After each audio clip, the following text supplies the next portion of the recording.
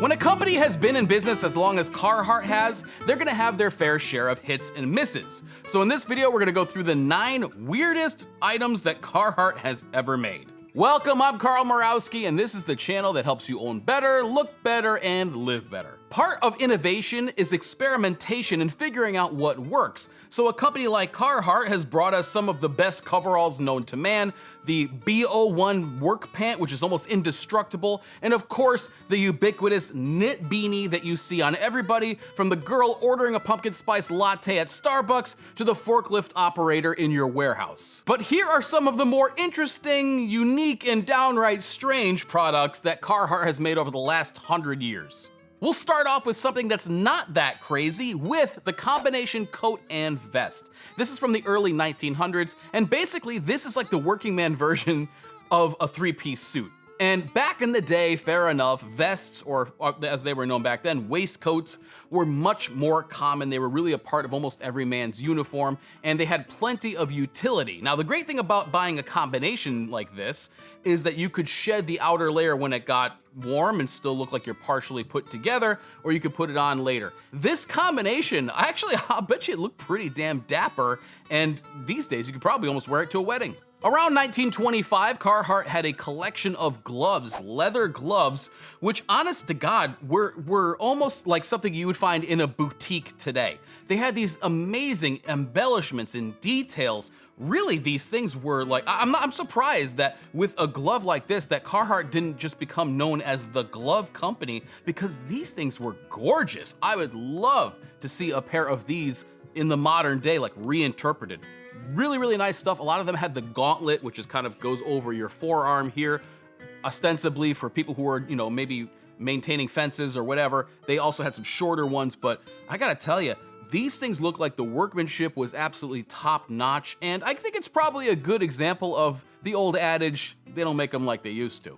From the early 1930s is Carhartt's Super Ducks line with their pack sack and duffel bag. Now these they grabbed my eye because they look like something that you would be able to order from a modern day kind of boutique-y outfitter like Filson or like Bradley Mountain, because they actually have 14-ounce green waxed duck and leather straps. Let's not forget that Carhartt's Super Ducks line was really meant for the outdoorsman, the hunter, and this was probably meant for either packing game in and out, or I don't know. I mean, I'm sure the uses were plentiful, but I would love to see one of these things in person.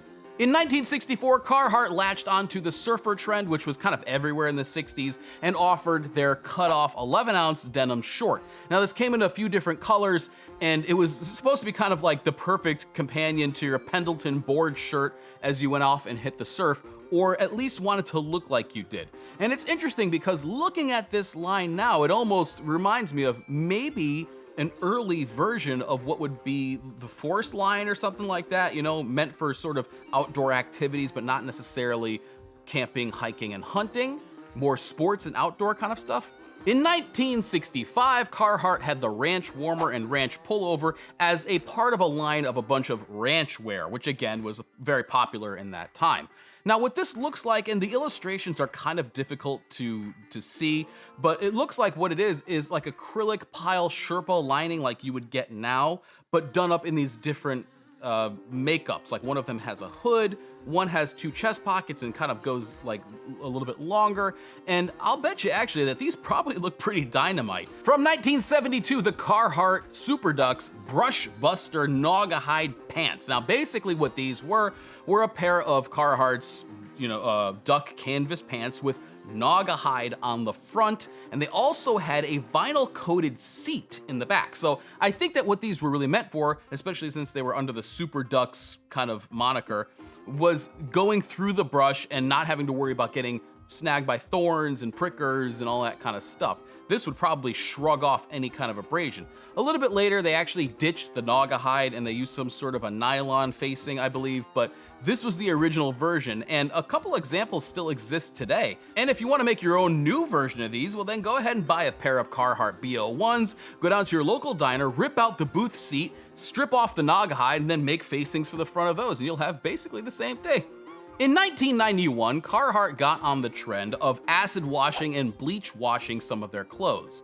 Now, the 1990s were a wild time. The fits were big, spirits were high, but I gotta tell you that actually the bleach washing or stone washing process looked pretty cool on one of their shirts. Now, I'm not saying it's something that I would wear today, but it doesn't look half bad. It just sort of looks like a really worn in duck canvas, because a lot of times you would see acid washing on blue jeans or something like that, and doing it on the Carhartt duck brown gave it a really interesting look. So, I mean, I'm not saying I would wear one, but they're pretty cool.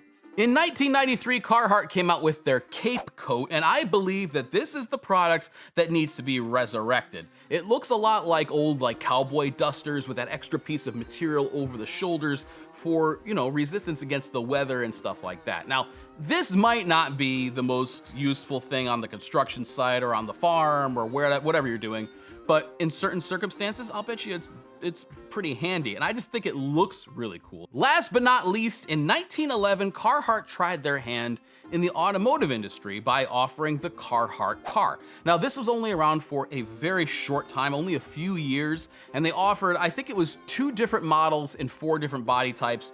The base model had a whopping 25 horsepower, the upgraded one had a whopping 35 horsepower, and they ranged in price from about $1,100 to $3,500, depending on the options that you chose. And I think that they saw what was kind of coming down the line and decided to get out of the industry entirely. But it's kind of neat because when you say Carhartt car, a lot of times what comes to my mind is, the different cars that they've done with, I think, Chevy and, the kind of collaborative vehicles that they've done. I didn't realize that they actually made their own car. Now, also from what I understand, to be able to even find one of these in the flesh, you basically gotta be Indiana Jones. But I'm sure that several of them do exist out there somewhere in a barn covered in dust.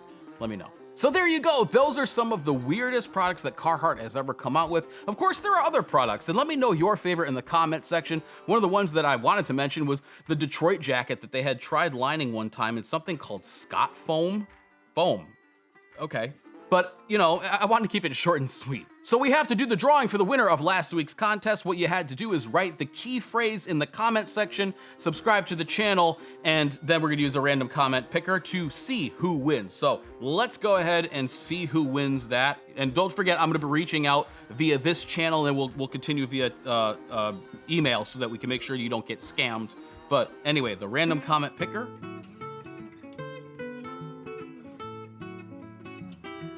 So congratulations. Now I'm just gonna check and make sure that person is subscribed to this channel. If they are, you just won $100. And if you would like to win $100, I bet you're probably wondering what the passcode is for this video. Let's make it, I want a Carhartt car. Just write that phrase in the comment section below. Make sure you subscribe to this channel, and we will do a random comment picker the next time, and you could win $100 via Tremendous. And if you want to see some more videos about Carhartt, I've actually put them in a playlist right here. I went to one of the Carhartt facilities, the factories where they're making the BO1 pants. I've reviewed a ton of their products. They have been a mainstay on this channel for a long, long time. And if you want to check any of those videos out, I put them into a handy dandy playlist right here for you. Anyway, thank you so much for watching, and I will catch you later.